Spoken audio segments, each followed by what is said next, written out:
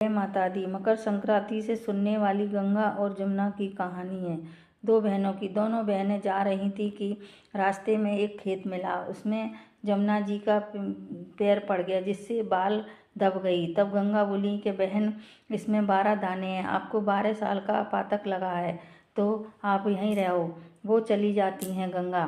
तब वहाँ खेत का मालिक आता है, तो पुत्री को देखकर, कन्या को देखकर कहता है, आप हमारे साथ चलो, हमारे घर में कन्या भी नहीं है।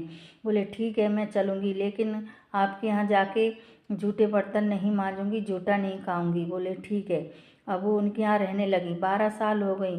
फिर वो सेठ जी गंगा नहाने जाते हैं। तब वो बोली यमुना कि आप ये कड़े ले जाओ, वहाँ गंगा मेरी बहन मिलेगी, उसको ये कड़े पहना देना। उनने की ठीक है। अब वो गंगा नहा के चलने लगे, भूल गए। तब उनका पल्ला उसमें उलझ गया। तब उनको पीछे देखा तो 2 हाथ गोरे गोरे गंगा जी से निकल रहे। तब उन्हें याद आया, उन्होंने गंगा जी को कड़े पहना दिए।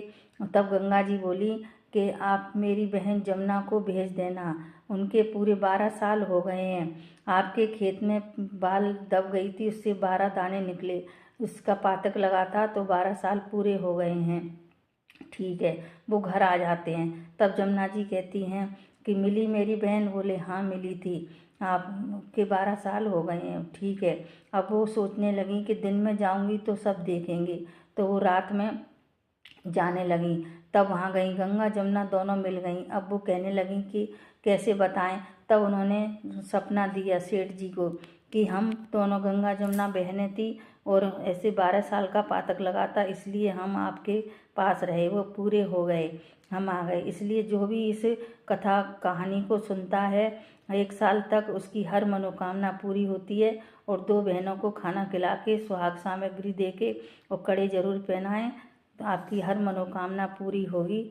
जय माता दी। जय गंगा मैया की।